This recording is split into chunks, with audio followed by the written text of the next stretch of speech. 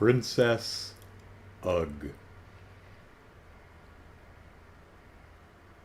Princess Ugh. I know nothing about this comic. I've never heard of it before. I just happened upon it while I was looking for something to read. I saw a comic called Princess Ugh, and I knew I had to read it. I don't know if it's about those terrible, ugly shoes. Um, the character on the front of the comic appears to be wearing, like, fuzzy barbarian boots. So maybe it's a medieval fantasy Conan the Barbarian type of story. I don't know. All I know and all that matters is it's called Princess Ugh. I don't think it could possibly be as good as the title, but we'll see.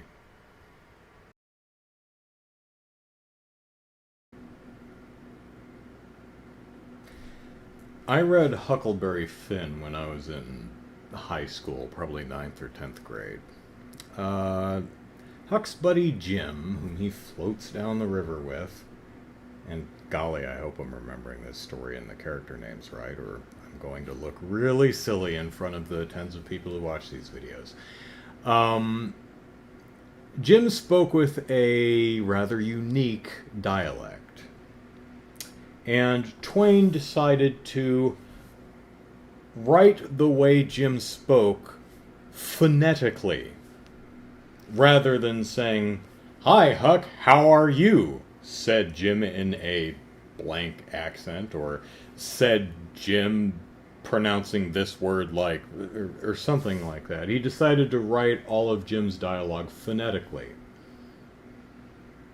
I found that really problematic when I was reading the book because I couldn't understand what he was saying half the time.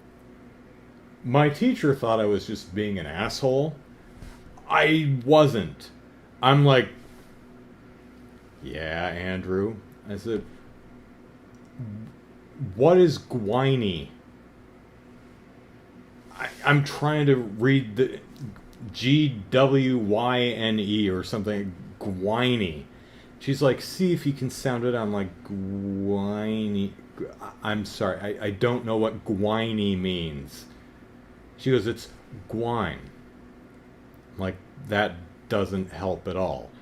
Apparently, gwiny, or gwan, is going to. And like, that's not dialect, that's not accent, that's not correct. How did anyone ever understand? I know it's a fictional character, but how did anyone ever understand this guy? How did any reader ever connect gwiny with going to? Or maybe I'm just an asshole. I don't know. So Princess Ugh, whose name is actually Ulga, but the mean kids in school make fun of her and call her Ugh. Princess Ulga, she speaks with, I'm guessing that's a Scottish accent, and it's written phonetically. But maybe it's because I'm older and more experienced than I was when I was in ninth grade or whenever that was. So maybe I'm more, maybe I'm just better at reading dialects at 36 than I was at 14 or 15. But I honestly didn't have a problem reading her voice. Maybe I've heard enough Scottish people speak. I saw Brave. I also work for a international company, and we have Stuart from Scotland who's got a really thick accent, and I have to talk to the guy, so maybe I'm just used to how that sounds now. Maybe if Jim and Huckleberry Finn, if I had spent any time talking to people who speak with that particular dialect, if it even exists anymore, I wouldn't have had such trouble reading that book. Anyway, she speaks Scottish, I think. I'm really terrible with accents, so don't hold me to that. But I didn't find it impenetrable. I thought it added a lot of flavor. What the story is little Ulga is, and I'm really not getting a sense for how old she is. She could be like 14 or 15. She could be 20. I'm really not sure. But anyway, she's kind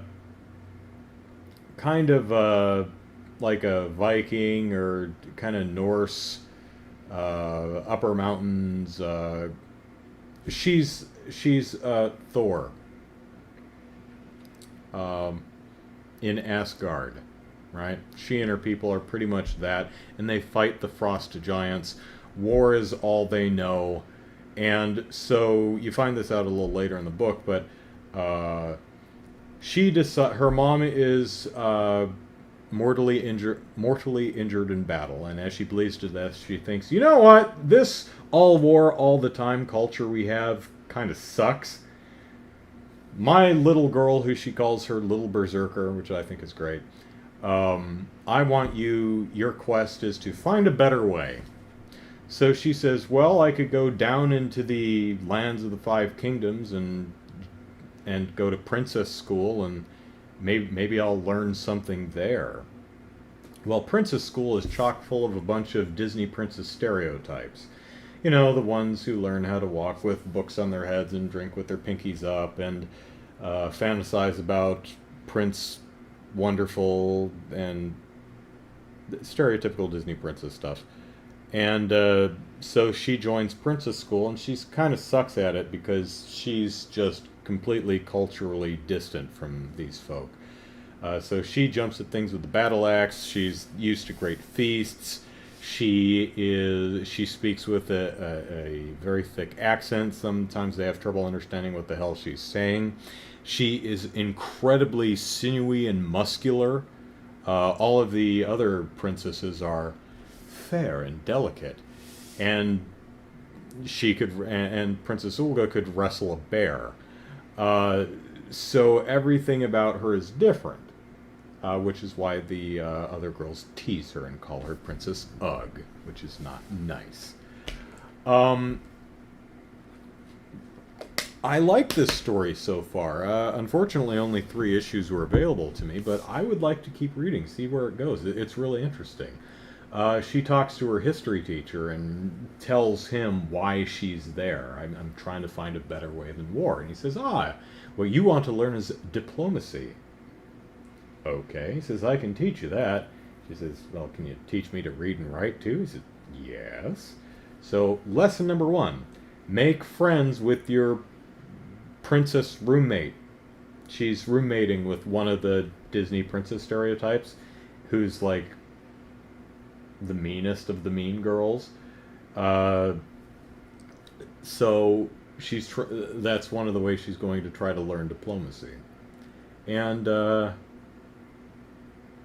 like the story. I like the characters. I like where it's going. Some of the humor is she has a Wizard of Oz. She rides a woolly mammoth into town, which is awesome. And she says, Toto, or whatever the woolly mammoth's name is, I don't think we're in Asgard anymore.